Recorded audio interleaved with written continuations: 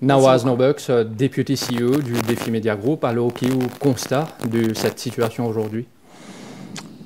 Contrairement à Nina, je ne suis pas choqué, je ne suis pas surpris.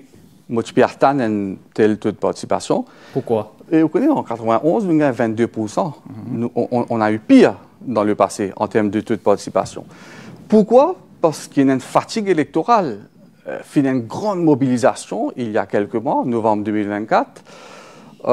Comme on dit, fatigue électorale, il n'est pas juste pour un électeur. Mais il est même pour un député. Moi, je suis un politicien là, je trouve un député gouvernement. Je suis forcé à l'autre terrain, alors qu'il y a un ministre, je peux déjà travailler un dossier. Je trouve fatigué. Il y a une fatigue électorale, il y a une rassasié politique avec les affaires élections. Mais je suis d'accord avec Nina qu'il y a un enjeu. Parce qu'il y a 10 ans, pas fini de faire l'élection municipale. Et je suis d'accord avec Nina, l'état de la ville. Moi aussi, moi, un habitant de Vacoa-Phoenix. C'est un spectacle désolant. Hein? Ça mène 5 la ville qui nous est là. Donc, pour bien faire beaucoup de choses. Et puis, soyons honnêtes, il y a un petit peu grogne dans la population. Hein? Après 6 mois au pouvoir de ce gouvernement-là, il y a un petit peu de déception. Il y a envie de trouver un changement rapidement au niveau du pouvoir d'achat. Le prix pas peut baisser sa quantité-là. Mais de l'autre côté, le Premier ministre et le député Prime Minister, c'est une raison. Ils redressent l'économie avant. Il faut créer la richesse pour pouvoir partager la richesse. Il faut relancer l'économie.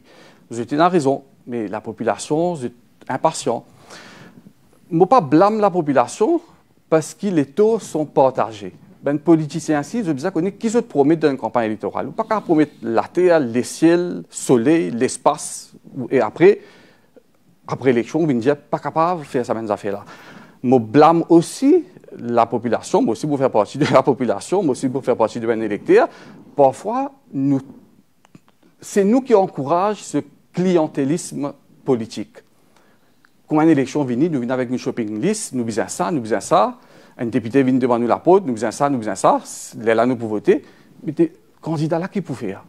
Ils peuvent promettre tout qualité de chose. Après, ils ne sont pas capables de respecter ça. Moi, je pense, à partir de maintenant, nous devons sens les mœurs électorales, nous devons arrêter que ces histoires faire tout qualité de promesses avant l'élection, nous un langage de vérité, nous avons beaucoup de responsabilités dans une campagne électorale.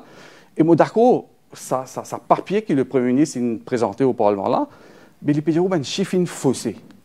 Imaginez-nous qui veut dire ça. Mais quand Moody's paye nous, quand FMI paye nous, quand la Banque mondiale paye nous, mais qui nous l'image de plan international? Une question pour Nawaz Norbux, ou qui sont certainement un citadin. Qui ban de Léon, va la faire ou pas? Alors, avant de me répondre à cette question-là, il y a une autre raison pour ne pas donner tout à l'heure, qui fait dans sa faible taux de participation, à part fatigue électorale, un petit peu grogne dans la population, et il y a aussi l'absence de 2 partis traditionnels. Il ne faut pas oublier ça, que le MSM et le PMSD pas fini de participer. Et donc, les autres électorats, un petit peu, pas trop connus qui peuvent faire. Mais ce matin, on trouve le leader du MSM, il a voté. Pas croire qu'il a voté pour l'Alliance du changement, n'est-ce pas? Mais peut-être ça, tu es capable d'envoyer un signal à ce partisan. Mais quand nous avons ce chiffre-là, on ne peut pas croire que ce partisan est mobilisé. Encore une fois, avec plus différent avec Nina, ça a fait typiquement une réforme après d'une élection. On a 10 ans pour faire réforme. Et d'ailleurs, tu donnes sa raison-là pour envoyer l'élection 3 fois. Et nous tout connaissons que ça va une raison-là partie de la route. Maintenant, un nouveau gouvernement vient. Assez à ce nouveau gouvernement-là pour faire réforme. Une réforme pas faite dans 24 heures, ça.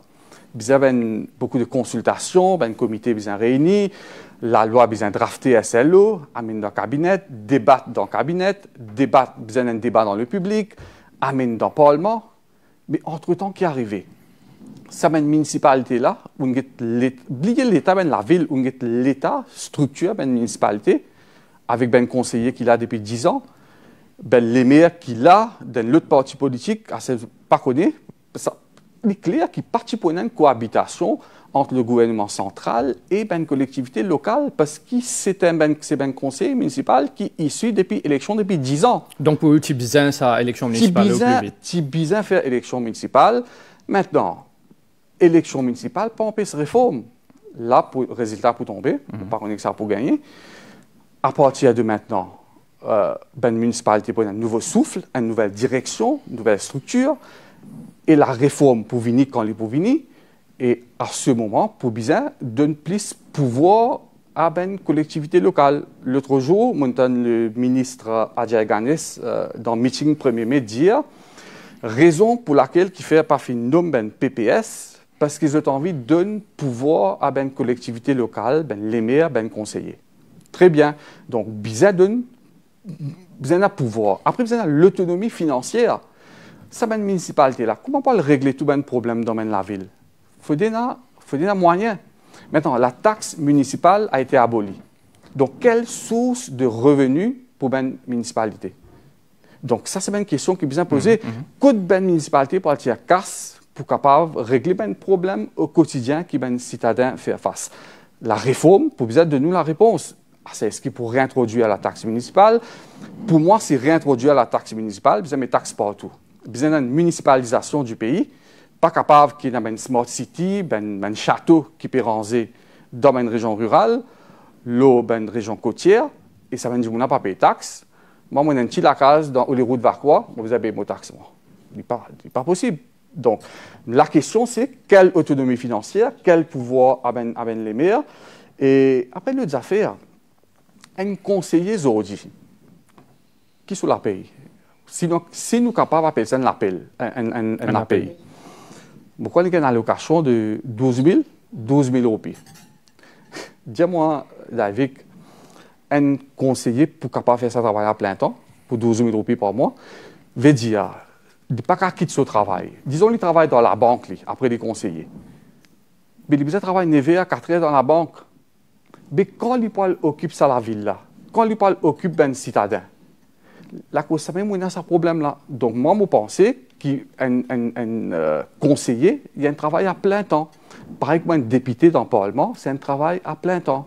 Maintenant, si vous dites vous avez élire un conseiller à plein temps, vous avez donner un salaire décent. La question, c'est coûte pour la casse.